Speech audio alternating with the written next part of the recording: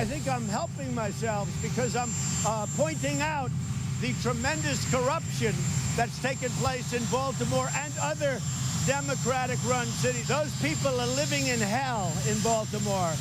They're largely African-American. You have a large African-American population, and they really appreciate what I'm doing, and they've let me know it. I am the least racist person there is anywhere in the world.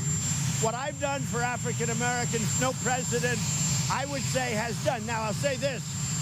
They are so happy because I get the calls, and the African-American community is so thankful. They've called me and they said, finally, somebody is telling the truth.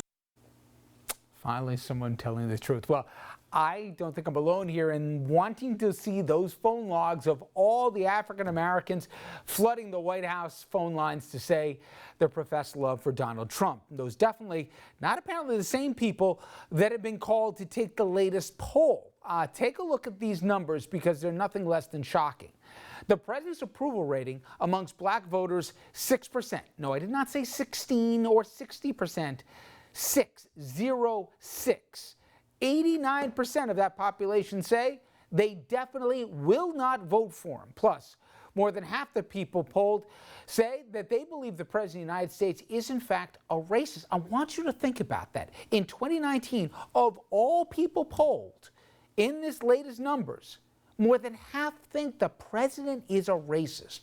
Also this afternoon, President Trump, he visited Jamestown, Virginia, that to commemorate the 400th anniversary of representative government in the Western Hemisphere. In fact, the sound that we played for you at the top of the segment was right before he left for the trip. Now, the Black Caucus of Virginia lawmakers, they boycotted the event here. They released a statement explaining why. Quote, "The commemoration of the birth of this nation and its democracy will be tarnished unduly with the participation of this president, who continues to make degrading comments towards minority leaders, promulgate policies that harm marginalized communities, and use racist and xenophobic rhetoric." And joining me now to discuss, liberal commentator and analyst Roosevelt Mitchell. Roosevelt, thank you for the time. I appreciate it. No, thank you for having me.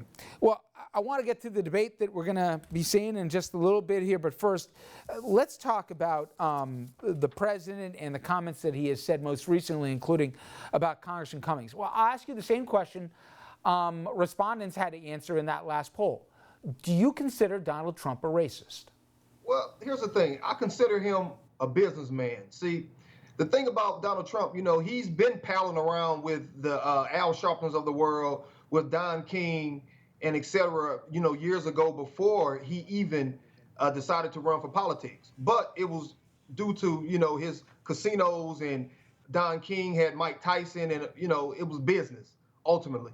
So, you know, I think he fans the racial flames in order to get his desired outcome, whether it's votes, whether it's money, whether it's real estate or whatever. So with that, you know, I don't think he's a true racist.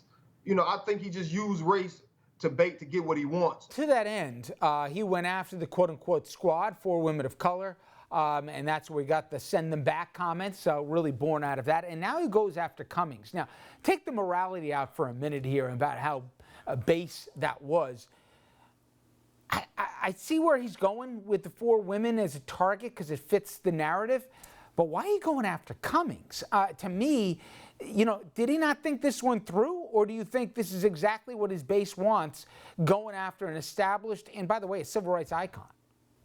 Well, see, and he understands that. See, a lot of people, mainly on the left, you know, writes the president off as an idiot, but he's strategic. He's going after Cummings because, you know, what I think that he's very respected. He's a civil rights icon, so he's going after him in Baltimore to try to highlight to his base and to independents that, and try to give this message that all of the Democratic ran areas, you know, are not doing well. They have failed you, while yet I'm the president, and under my leadership, he brags about how well African Americans are doing under his leadership. He brags about his economy, but then he makes this statement and acts like Baltimore is not a part of the same territory that he says that is doing so well under his leadership.